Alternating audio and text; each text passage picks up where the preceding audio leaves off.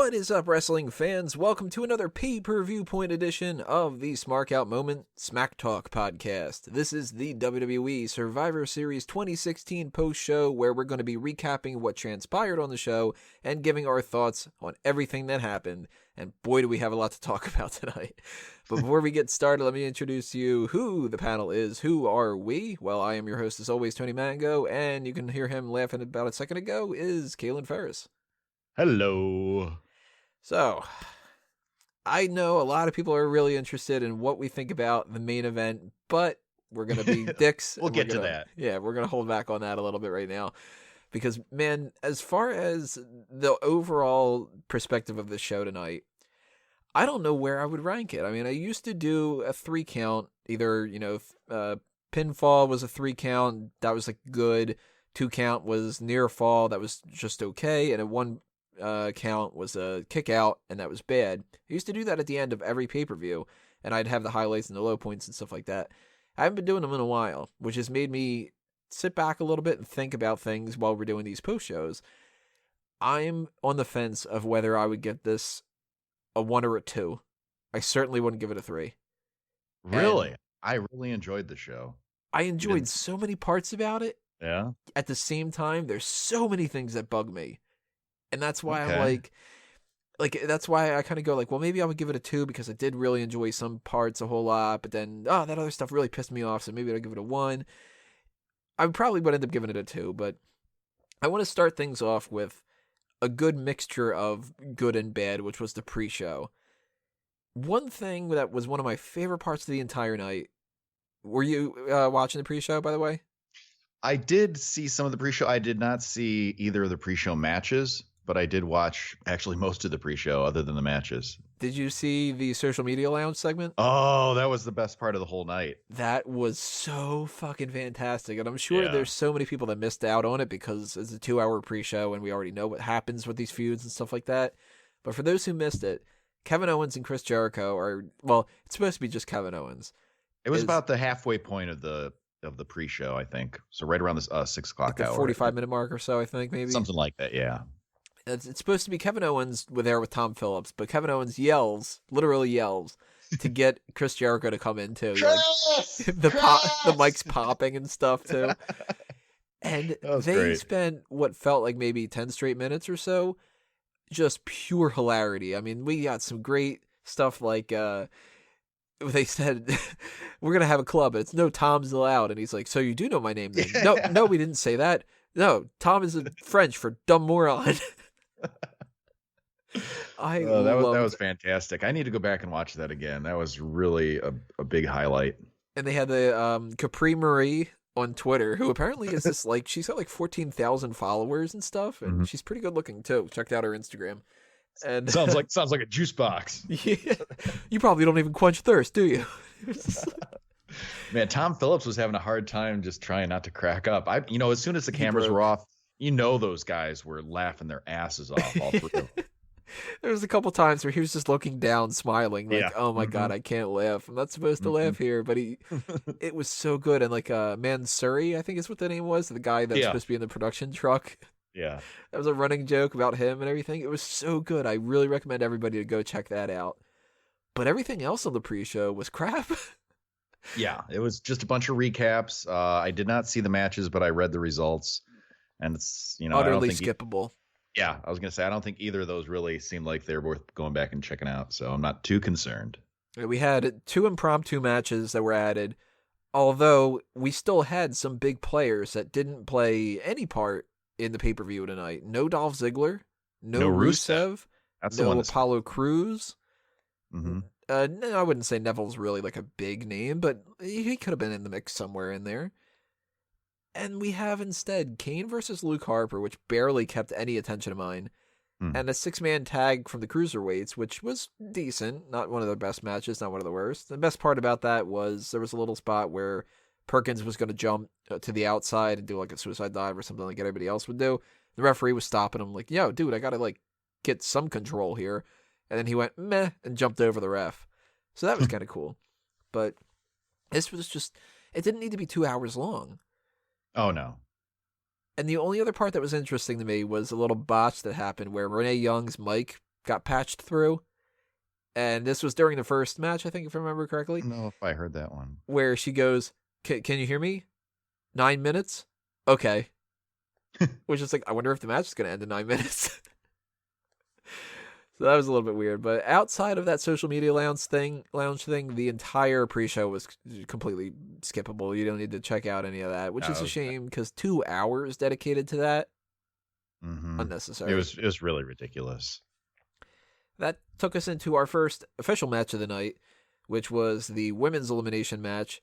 And I'm not going to read off everybody who was in there or all the eliminations or anything like that. You can go ahead and check out the link below if you're on YouTube, or if you aren't, then go to smarkoutmoment.com. You'll see it. It's a breakdown of everybody who pinned who and whatnot. But we had things start off with a pretty interesting twist. Nikki Bella was attacked behind the scenes, and Natalya replaces her, which, pretty much points to Natalya attacking Nikki Bella.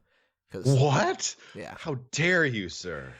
Which at first I thought, oh, god damn it, I really didn't want to see Natalya in here instead. And then I thought about it. They're in Canada. That's a smart move. Oh, I know. Yeah, I thought the same exact thing. It's like she's part of the Hart family. We're definitely going to see some big thing from her. I didn't think she would actually be part of the match, but once I found out, it really makes sense.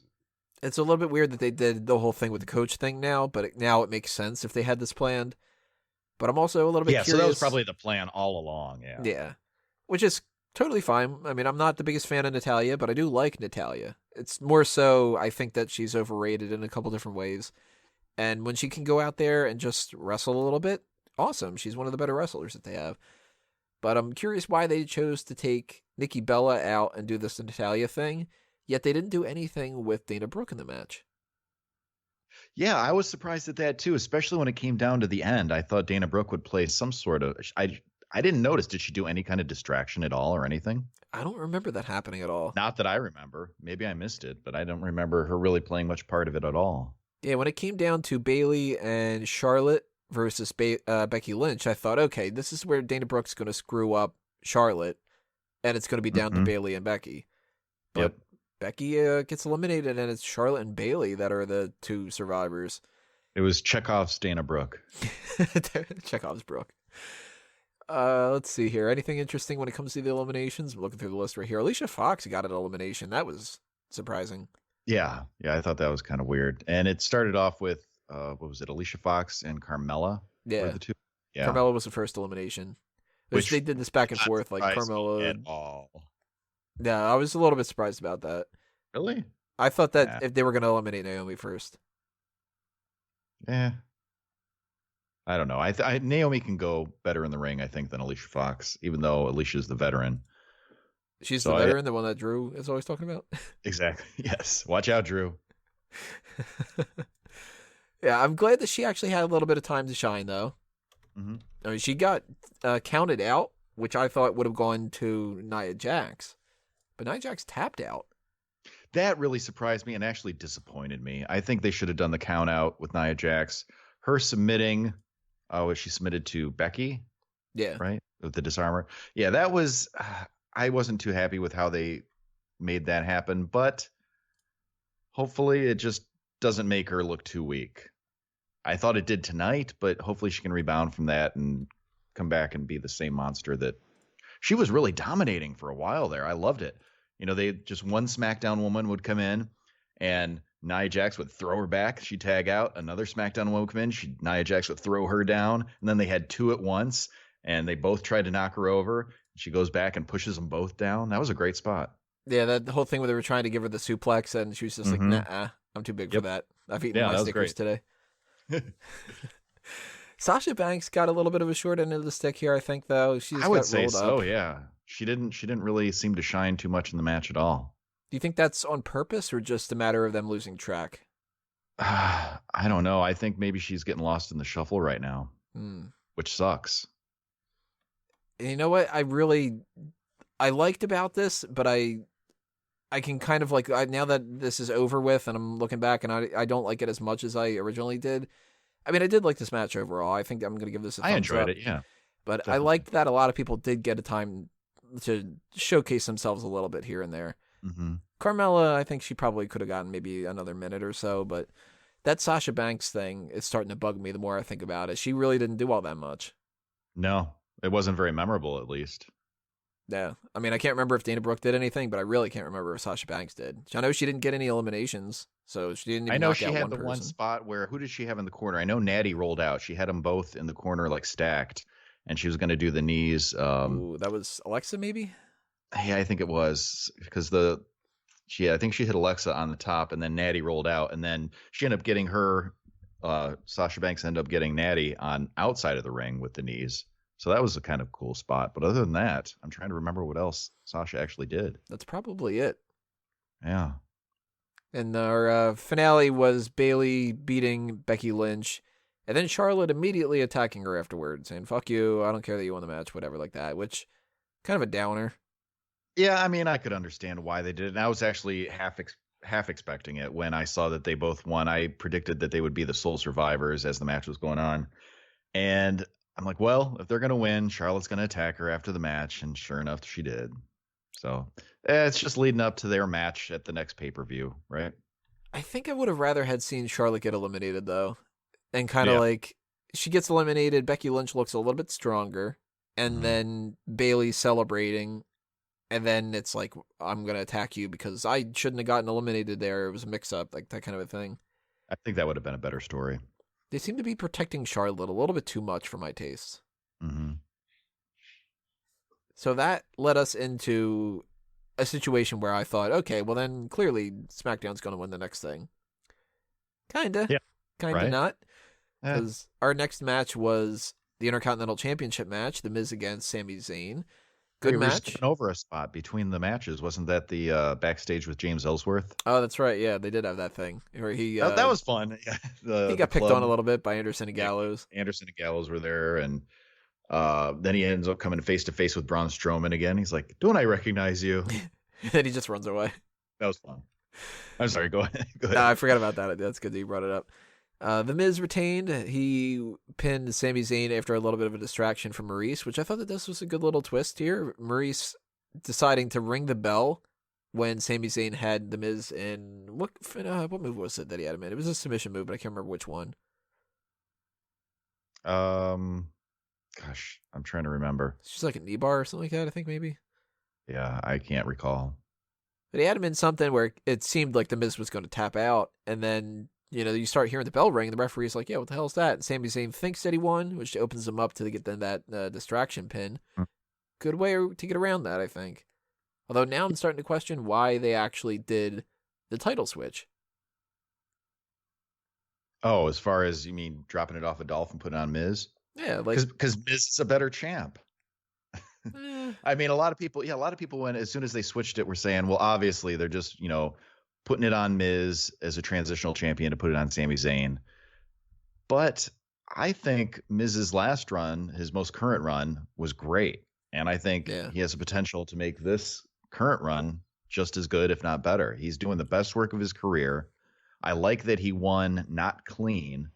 I mean, he did win clean, but with some, sneaky assistance of his wife.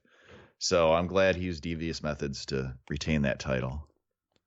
And actually, I'd rather see the title on Miz than Sami Zayn anyway. I don't care which show the IC belt is on, but I do like seeing it better on Miz. That's the main thing that got me. I was happy that the Miz retained just because I don't want the IC belt to go to Raw. Unless it doesn't switch to the US title. Difference to me. Yeah. Like, I don't like the idea of two mid-card titles being on the same show and then the other one not having it. So that bugged me. And I was like, all right, well, I'd be cool with Sami Zayn as Intercontinental Champion. And if they do something on Raw where maybe he gets, punished and they want to switch him over to SmackDown, then cool. Because I'd actually like to see another match between these two. I thought it was pretty good. Oh, yeah. I thought they worked really well together. Then we had a backstage segment with AJ Styles and Dean Ambrose arguing. Shane McMahon basically tells them, just put it aside for tonight. Nothing really special there. As we expected, hey, I don't like you. I don't like you either. Okay, but we have to work together tonight. That kind of thing. But then this is where everything goes haywire. Tag team elimination match. We had the New Day, Enzo and Cass, etc., against Team SmackDown, Slater and Rhino, American Alpha, blah, blah, blah. Breezango. All right, now, can we agree that unless it's a Royal Rumble or something like that, I don't want to see this many guys in one match. It was just chaos. I It actually was, wanted it to be single elimination. oh my God, what a fucking clusterfuck random bunch of, I don't know. I was not a fan. There was too much going on in it. The way they paced it, I didn't think was very good, but go ahead. This match in general, I just didn't like. I thought that they made so many mistakes in it. New Day were the second group eliminated. Right, like Breezango getting eliminated first, almost Makes immediately sense. after the bell rings. It's something that, even though I wouldn't have liked that as much as the Shining Stars getting eliminated first, it's, they're a bunch of comedic heels. Mm-hmm. So I'm cool with that. But within like 45 seconds after that, the New Day gets eliminated. It's like, first off, they're the tag team captains. Tag team captains, and they have such a long title run right now. Right. They're the champions. That carries some credibility, or that should carry some credibility with it. And them getting that eliminated that quickly really diminishes that. And they're the most fun team on that whole spectrum. Yeah. Every tag team, like both sides even, none of them have as much fun for the crowd as the New Day. So why would you want to get rid of the most entertaining people in the match immediately? Yeah, and I noticed the energy of the match changed a lot right after they were eliminated too. This was so awkward, and it wasn't like a necessary thing either. Like that, if you would have kept them in the match and the title was on the line, then it would have been some kind of a weird booking scenario, whatever. They didn't need to be eliminated by any means. No. The Shining Stars outlasted them. Who the fuck thought that was a good idea? Yeah, that's really sad. And we had the Hype Bros eliminated by Gallows. Okay. Hype Bros aren't the most amazing thing in the world, but then the Shining Stars get eliminated by American Alpha, but then right after that, American Alpha gets eliminated. And it's like the American Alpha is the best people on SmackDown, and you just got rid of them. Yeah, I thought it would come down to the final team on SmackDown being American Alpha. That would make sense. But yeah, or like there's a lot of stuff that didn't make sense here. At least if it would have been like the Usos against the New Day. Right. Or I thought the best case scenario I thought would have been well, first off, I thought that SmackDown should have won the women's match. And I was pretty sure the Raw women were going to. I think the Raw women winning was the only thing that I correctly predicted. I got so many things wrong on this one. I think I only got one correct in our predictions. I wanted it to be the women winning, the SmackDown winning for the women, and then Raw winning for the tag teams, because I thought it would be a great scenario where you have the final two tag teams are American Alpha and Gallows and Anderson. Because both teams could use a little bit of a push, more so Gallows than Anderson. Mm-hmm. And if they were able to beat American Alpha looks really good, but they lose to a team that needs that kind of boost. Right. But no, American Alpha gets eliminated, and then right after that, Gallows and Anderson get eliminated. So we're down to Slater and Rhino, Enzo and Cass, and the Usos. And Sheamus and Cesaro. And Sheamus and Cesaro, yeah. Slater and Rhino get eliminated. Okay, fine. I think that they should have lost those tag belts a while ago. Agreed. And then the Usos take out Enzo and Cass, which, okay. But then that means we have the Usos, two brothers, who have been on the same page their entire careers, against Cesaro and Sheamus, who can't be on the same page, and Cesaro and Sheamus win. And then, on top of that, there's a problem with, first off, the fact that they were able to beat the Usos, and then there's a problem with the fact that right after that match, they do that whole, like, I'm going to go for a handshake and I'm going to snub you, which not only did we see last night with Asuka and Mickie James, but the previous elimination match ended with Team Raw winning and the two people not getting along. And then this was Team Raw winning and the two people not getting along, which already meant Team Raw was 2-0. Yeah, that was pretty ridiculous. I'd say one good thing that came away from this match is they made Cesaro look great. Cesaro in this match looked like $1 million. Yeah, and now that they said that the byproduct of that was going to be that they're going to get a title shot on it's not going to go anywhere. Yeah. Which if they give them the fucking belts, if they do, they should wait until the record's broken, then give them the belts. Fine. Yeah, I don't want that to happen, but at the same time, at least wait until they break the record. If you do that now, right? And the whole reason that they did this whole match was to set up Cesaro and Sheamus winning the belts tomorrow night. And that's why you took New Day out of the mix too. New Day's going to look like crap. The crowd's going to be pissed. Yeah, New Day's going to look terrible. The crowd's going to be pissed off. I don't think what good can come from that, because this tag team of Cesaro and Sheamus isn't long term. At least I hope not. I'm just hoping that the only reason why they did this is because they want to make it seem like the New Day lost tonight real easily, and Sheamus and Cesaro were able to pull it out, so maybe they will win it, and then it's all just to throw people off for them not winning it. Hoping that that's the case. I don't know. This was probably one of the matches I was most disappointed in, I suppose. Just the order of eliminations was a big problem for me. The whole thing just felt so off, and I started to get this vibe around that point, and then it carried throughout the whole rest of the night, which was, let's try to do the opposite of what people think we're going to do. Maybe if it doesn't even make any sense. Yeah, it did seem very much swerve for the sake of swerve. Which brings us to the Cruiserweight Championship match, Brian Kendrick against Kalisto. Good match, but Baron Corbin comes out to interfere and causes a DQ, so Brian Kendrick wins. He retains the championship. So that means now the Cruiserweight division is going to wrestle after SmackDown, but they're on the Raw roster. And Baron Corbin is feuding with a Cruiserweight division guy, not in the Cruiserweight division. Yeah. And I think also, we're gonna get some more answers within the next couple days on Raw and SmackDown. Yeah. Because another question I need the answer to, if Baron Corbin was injured and not able to compete on the Survivor Series team, why was he there able to interfere? He just wanted to go back and go to the craft service catering table. Yeah, he was just hanging out backstage.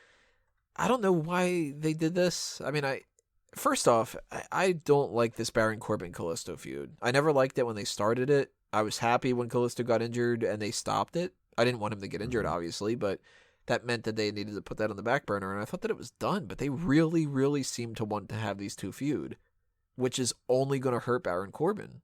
Mm-hmm. And if he would have put on a good show tonight to kind of balance out him losing to Kalisto in the future, then I'd maybe, be okay with it, but he didn't put it on a show. All he did was cost SmackDown, the Cruiserweight division, that's going to be competing on their tour. It makes no sense at all. I don't understand this. I was very confused. I don't know what the hell they're going to do with this. I hope that they don't just undo it. Like, if you're going to put yourself in a position where you pretty much have to do something and then you don't, figure out a way around it. Don't just go, well, you know what, we're going to have a rematch and Brian Kendrick's going to come over to SmackDown on Tuesday. And then do the switch on SmackDown. That's probably exactly what they're going to do, yeah. Would not be surprised at all. Oh, because Baron Corbin interfered, we have to do it again. And what do you know? This time he ends up winning and surprise, surprise. And if I were Raw, I'd be like, fuck you. We beat you every match tonight. You don't get dick. So I don't understand what they're doing here. And again, I thought that it was just sort of that, let's swerve them for the sake of swerving them and all that. And if it leads to the right direction, then awesome. But WWE's done this kind of stuff before, and they usually don't end up doing it. I'm glad they at least did show a segment later where Daniel Bryan confronted Baron Corbin about it. Yeah. So we're going to see some sort of aftermath play out there. Which that's another thing, is Baron Corbin was saying Kalisto is a little pest, and the last thing that we need is any more little people like him hanging around, which makes it kind of seem like they want to do a Baron Corbin versus the Cruiserweight division feud, which they can't do if he's not on SmackDown. Yeah. So I hope that they have an actual plan for this, and it's not just, wouldn't it be interesting if we booked this match and then go the opposite route, and then we'll figure it out by tomorrow? Because it seems to me that's exactly what they did. They're like, well, we already announced 205 Live is going to be after SmackDown, so everyone assumes that Kalisto's going to win, so we're going to have him not win. Right. Haha, got you guys. Thankfully, though, we had a good match after this, especially because we didn't get a good match to follow that one. Survivor Series elimination match, the men's Team Raw against Team SmackDown. No shenanigans, the same normal people that are supposed to be in it, unless you count Baron Corbin. Now, at this time, all those matches had concluded. We had two matches left. We had the Survivor Series men's match and then the Goldberg-Brock Lesnar. At this time, it was just hitting 10 o'clock. Mm-hmm. It was just hitting 9 o'clock. I'm sorry. It was just hitting 9 o'clock. And some of us in the chat were thinking, wait, there's 2 hours left in the show. It's supposed to go to 11. It's 9:00 now. We have 2 matches. How the hell are they going to? But this match ended up going over an hour. And it was good, too. It was real good. Yeah, I enjoyed it very much. This is probably my favorite Survivor Series match that we've had in a long, long time. By far, I would say, yeah. Which is like, if you could book this as well as you did, the fuck you do with the tag match? Yeah. Because the women's match was good. It was good. I liked it. And this one was just, there's a couple little bits here and there where it's a little bit odd, but for the most part, this was just a full hour of awesome stuff. It was weird that Dean Ambrose was the first person eliminated, but he got eliminated by Braun Strowman, and it was a whole thing with Styles, so it makes a little bit of sense. Braun Strowman had a great showing tonight. Oh, man, yeah, he looked like a beast, and I thought it was funny how they actually had him get eliminated. Oh, it was so good, because they had the whole thing with Shane McMahon doing the jump on the outside, which we pretty much knew was going to happen at some point. Yeah, I figured that's why Shane was in there, is to do one big spot like that, and who are you going to take out with the big spot? The big guy, Braun Strowman. Which is perfect for that, like what we were saying with the Nia Jax situation, where you get somebody like that counted out, they keep their credibility. But even better that they have James Ellsworth hold him back. That was the one part I did not see coming. And in fact, even when he's like trying to get into the ring, I'm like, well, what the hell's he doing? Why is? And then they pan down, or I look down, you could see him holding his feet. And I was like, oh my God, James Ellsworth. That was one of my favorite parts of the match. That was great. That was a nice little touch, because first I thought that he was just doing a poor job of making it look like he was struggling. Yeah, that's what I thought too. Like, it was just sort of like, okay, you don't understand like that you're supposed to go a little bit slower, and now you're at the ropes and you don't know what to do, so you're just shaking the ropes like Ultimate Warrior. Right. But then when they panned down, it was just like, oh fuck, there's Ellsworth.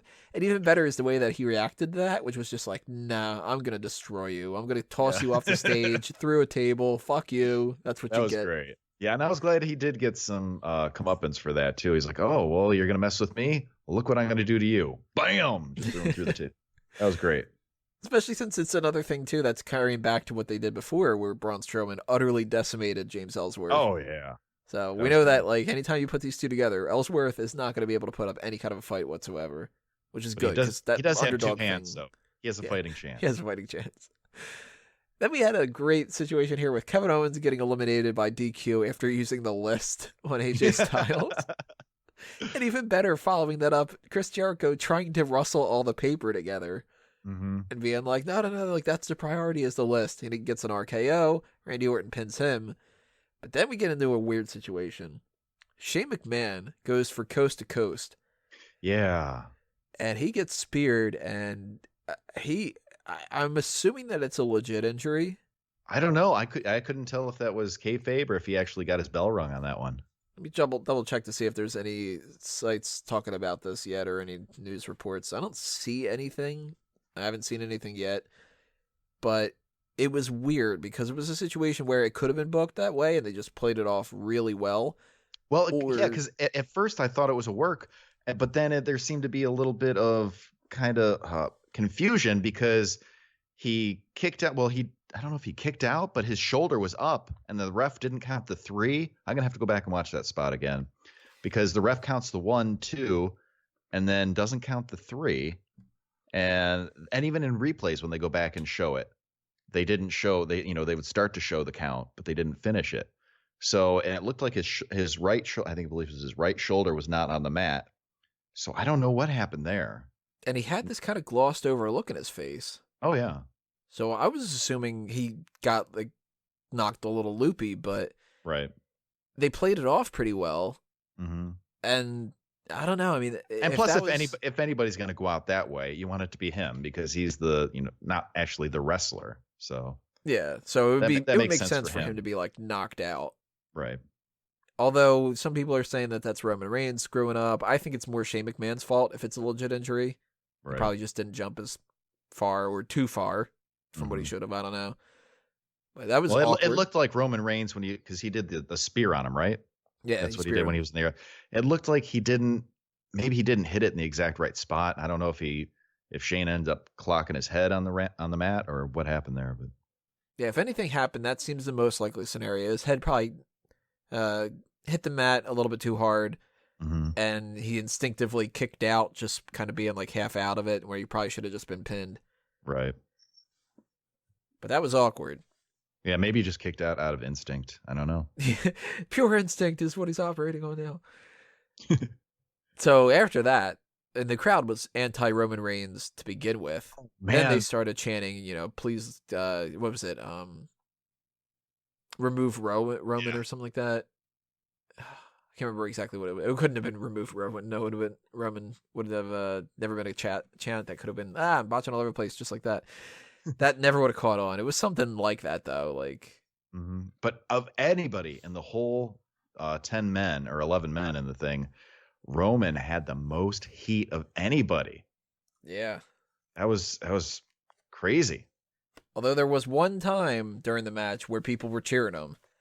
And that's after Dean Ambrose comes out. He attacks AJ Styles. Oh, yes. Yep. The security guards are coming out to stop him. And then a nice little touch of logic, which I thought was one of the better touches of the entire night, when the Shield was like, wait a minute. If he's attacking Styles and he's on the opposite team, yeah, we can fucking use that. So let's attack the security guards and do the Shield triple threat power bomb thing, that was great to see. The enemy of my enemy is my friend. Exactly. And then they had that little tiny reunion, which the crowd popped for, so that's another great thing. I marked out for that. Great way to eliminate AJ Styles and keep him looking strong, because 3 dudes powerbomb him. Yeah, it takes you the whole Shield to put you out. Okay, you're still looking strong. Then we get an elimination of Seth Rollins from Bray Wyatt after an RKO, which, meh. I mean, they kind of built that up a little bit too much, I think. They were like, it's maybe his best RKO ever. Yeah, that wasn't. No, it's not. I would say the best RKO was it at WrestleMania? It was Seth Rollins versus Randy Orton off the ladder. I still got to go Evan Bourne. Yeah. That one's still my favorite, because that was like the extra little spin to it and everything. Oh man, that was good. So good. This was just him jumping into it. Yeah, exactly. It was a good one, but it wasn't that top tier. I was more surprised more than anything else that he took the spear to protect Bray Wyatt. Yeah, that seemed really, because I was expecting a turn. I was expecting Randy to sort of turn on Bray at this point.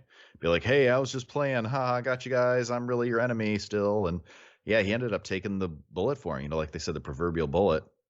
And then Bray Wyatt ends up hitting Sister Abigail. Yeah, so Bray Wyatt and Randy Orton are the 2 survivors, which means Randy Orton has one hell of a record at Survivor Series. Oh yeah, what is his record now? I think he's been one of the survivors of his team like 5 times now or something. It's something like crazy. Bray Wyatt never seems to win anything either, so it was kind of nice to see Bray Wyatt win something. Well, it wasn't a singles match, so he's allowed to win once in a while, I guess. It certainly wasn't a belt. No. Seems like that's never happening. So Team SmackDown wins, but it's like they already lost the 2 other ones, so they had to win this one. If they would have lost all that, it would have been like, God damn, nobody's going to want to watch this show. At this point, I was hoping for a clean sweep. After Raw won the first 2, I'm like, well, just let him win the 3rd. That way Stephanie is really, really smug about it. And then Shane McMahon's so far out of it from that spear that he can't even argue back. Exactly. Way to paint them as the underdog. Plus, they also have Daniel Bryan, the proverbial underdog, too. So there you go. Maybe Daniel Bryan takes over in his stead, and then sort of, I don't know, fixes some of the problems and stuff. Yeah, I wonder if this is going to write Shane off for a little bit off the TV. If it's a real injury, he definitely should be written off at least for a little bit. But it's good to see that he's not an actual normal performer. So I'm assuming the next time we're going to see him wrestle is WrestleMania, which I still kind of don't want to see a Brock Lesnar match if that's what they go with. But by the end of the night, now I'm not thinking that that's a guarantee, because Brock Lesnar lost pretty much all that buzz that was happening. They spent so much time building this dude up. He beat everybody. He beat the fucking Undertaker at WrestleMania, and he gets squashed by Goldberg. Not even lose. He gets, 2 spears and a jackhammer, and that's it? Yeah, it was mind-blowing. I couldn't believe it. As soon as they hit that 3, I'm like, wait, what? That was it? What the fuck? The pay-per-view ended a half an hour early. Yeah. The main event is a squash match that benefits a guy that's only around for what he says is his last match. That blew my mind. I don't think really anybody was predicting that. None of us anyway. I joked. I was like, that'd be so funny if he spears him another time and just pins him. He speared him another time, and I'm like, yeah, just go for the pin. Ha. He picks him up, and I'm like, all right, he's going to fall down. You know, he's not going to be able to hit the jackhammer. Mm-hmm. Then he fucking hits it, and I'm like, Yep. oh, my God, don't tell me. This is such a mistake, I think. I know there's going to be people that are going to argue and say, why are you complaining that they did the unpredictable things? That's what makes it fun. Unpredictability doesn't mean good. Just Not means that you didn't see necessarily. it happening. I didn't see this happening, but I marked out for it. I popped. It was great. You know, I thought that it was pretty much a given. You know, I thought it was just going to be Brock Lesnar completely dominating. I thought Goldberg, especially in the beginning, I thought, okay, Goldberg's going to have an offense for 45 seconds, and then it's just going to be all Lesnar for the rest of the match. Goldberg's going to get split open. He's going to hit him with the F5 a couple of times, and then it's just going to be Lesnar over. And I was really happy with how this turned out. Yes, it does, in a big way, kind of diminish Lesnar and his reputation and, beating the streak and all that. But it's Goldberg, and he's not going to be around. So I don't think being second to somebody who is never going to wrestle again, I don't think that's that big of a deal. Yeah, but did he need to get squashed?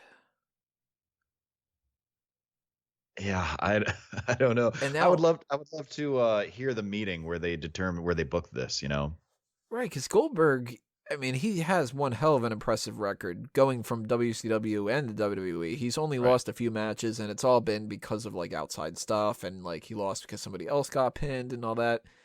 But for him to beat Lesnar the way that he beat him, of course it doesn't kill Lesnar's credibility. No. Lesnar's still going to be able to destroy people. Oh, absolutely. But it does hurt him. Because it's not a hard-fought victory that Goldberg just happened to be the better man again. He's 2-0, and their one match was one of the worst WrestleMania matches ever. Oh, yeah. And this was 3 moves. So it's all right, well, then you guys can't wrestle then. And the whole story is that Goldberg is considerably better than Lesnar. So everybody's going to want Lesnar to take a back seat now. They're going to want to see more Goldberg. And if they don't ever show Goldberg wrestling again, people are going to be pissed about that because it's hey, you build up Goldberg and what's he going to do? So unless he wrestles again, I think that this was a mistake. See, and I actually don't want to see a Lesnar-Goldberg match at WrestleMania either. No, they should not have these guys rematch for the rubber match at WrestleMania. I think that would be a mistake. Well, actually, it wouldn't even be a rubber match because Goldberg's 2-0. Yeah, kind of like what happened with Team Raw. Yeah. So scratch that. I think having them match the third time so Lesnar can get one on the board, I think that would be a mistake. And it bugs me that they ended it a half hour early. I was really shocked, too, because I'm looking at the clock. I'm like, okay, they're going to give these guys at least 20 minutes. Nope. A minute 30. I would be so pissed if I was one of the people that bought tickets for that. With that being your match that you wanted to see, the match. Like, oh, I got to go see Goldberg and Lesnar. Right.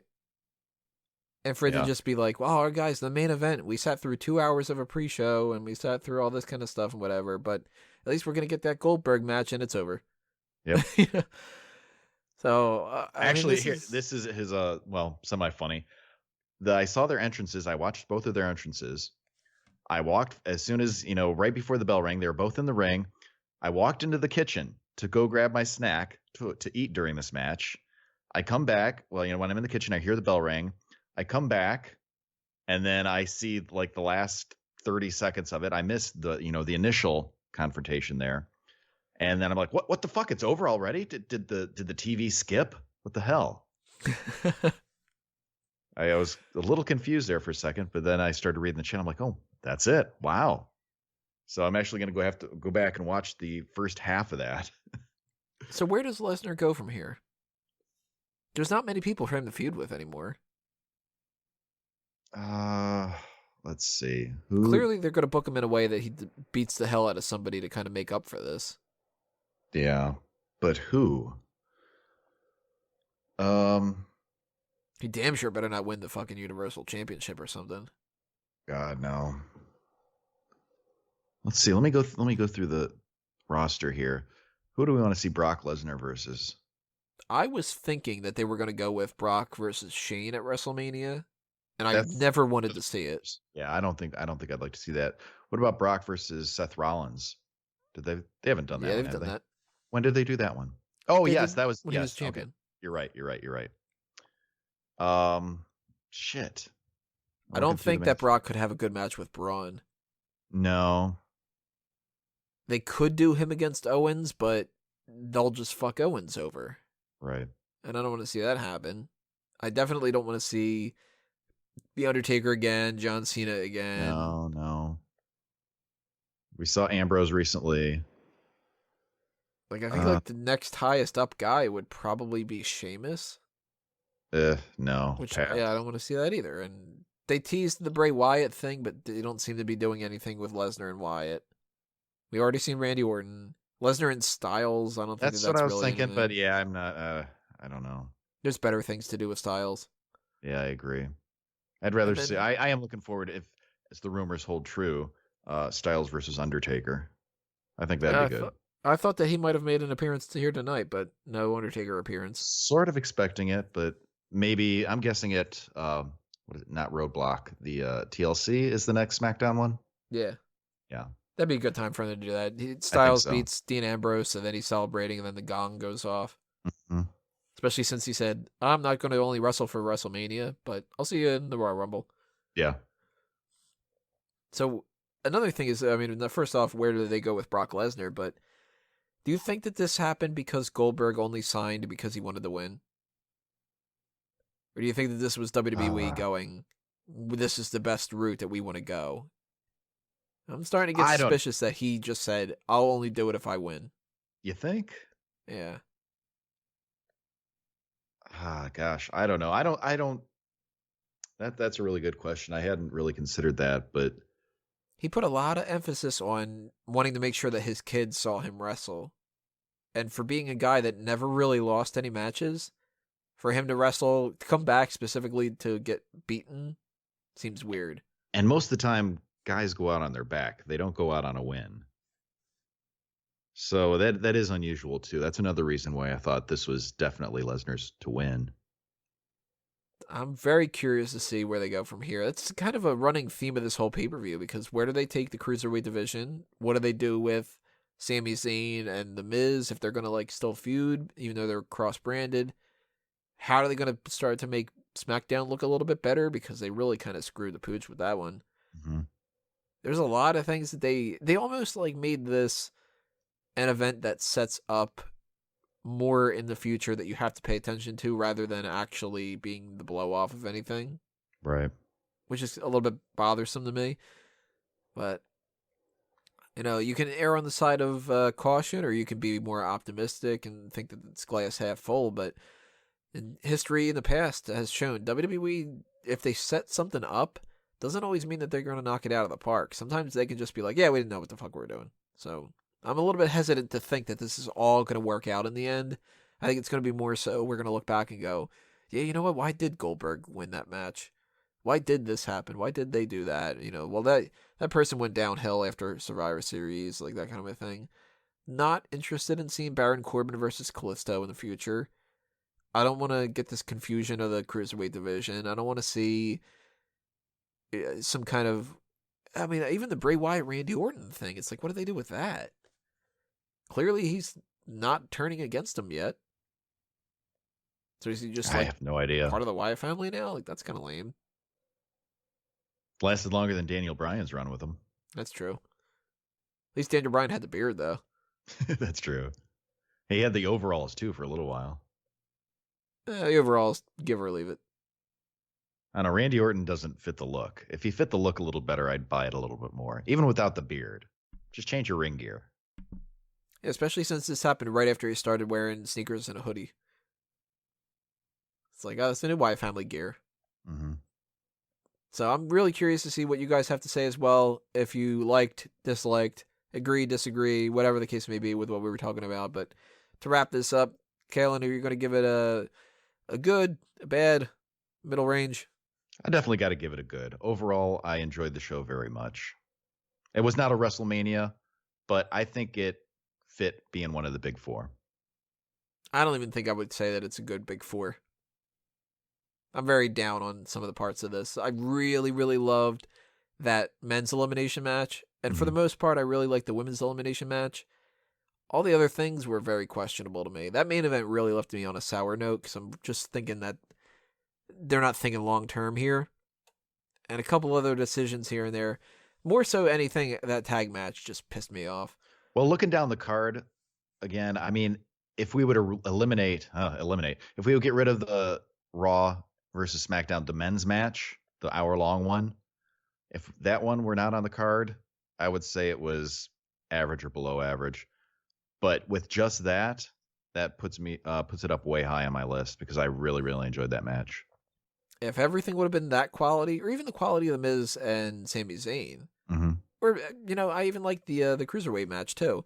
Like, they were some good matches. I think I'm high on all but two of the matches, unless you count the pre-show, which they were forgettable. Yeah, that doesn't count. But the decisions that they made, I'm very low on some of those. So I think it balances out to like a mid-range kind of a thing here. And I'm probably going to look back on this in a month and have like a more set in stone, defined, this is what I think about what happened at Survivor Series. Because we're going to know where it leads. Yeah. At this point, we have a lot of questions that are unanswered. Even tomorrow and Tuesday night, they should lead us into the direction somewhere. Right. So, if you see the hot tags coming up this week and I'm like, another fucking thing that pissed me off, then you know that it's not going to be a good thing. But it could be something great. I mean, they might have some crazy plans, but who knows? So that'll be interesting to see what happens. If they do have those plans, if they don't, and they just, flying by, what's that phrase? Flying by the seat of their pants? All right. Still don't know exactly how that's supposed to work, but I'm assuming some kind of parachute. You don't have flying pants? What the hell? Nah, I opted to just get normal ones from Old Navy. They had a zipper, though, and a button. Oh, boy. Yeah. It's swag right there. Pants. So make sure you leave your comments below, everybody, on YouTube. If you're not listening to this on YouTube, then go to the page itself on the website and leave your comments there because, as I mentioned before, I want to know what you guys have to say because you might be going, Tony's a fucking idiot, or Tony's right here, even though he is a fucking idiot. Probably one of those two. And that's going to actually take out the content for this week. We had a lot of stuff going on this week, but coming up soon, we're going to have that next edition of the Hot Tags. We're going to have another Ask Him and the mailbag. So send in those mailbag questions as soon as possible, everybody. I'm not sure if we're going to do that Wednesday or maybe Friday because Thanksgiving is Thursday, so that's sort of up in the air a little bit there, but it depends on when we're available. And I'm probably going to do a TLC Sporkle quiz, too, if I can look up a good one of those. So stay tuned for that. And, Kalen, anything you want to toss out to anybody? Sure. You can follow me on Twitter at Kalen Ferris. And if you're going to be in Toledo, Ohio on Friday, December 2nd, you want to come check out Northwest Ohio Wrestling's Uprising 4. It's going to be at the Aurora Gonzalez Believe Center. It's going to be a lot of fun. We had an event last night. It was excellent. Shane Strickland wrestled Trey Miguel. Awesome match. I got to send you a link to that, Tony. It was really, really good. What are they uprising for? For everything. Uprising for glory. There you go. They're not bound for glory. It's just uprising. Oh, that's better then. Yeah. So make sure you hit that subscribe button if you haven't already, everybody. Make sure you also hit that like button to give us a thumbs up for the video to help us out on the SEO. And follow us on Facebook and Twitter at SmarkOutMoment, myself at Tony Mango, and at A Mango Tree. And that's it. Then for the Survivor Series post show, thanks for listening, everybody. This has been another Smark Out moment, and we are being counted out.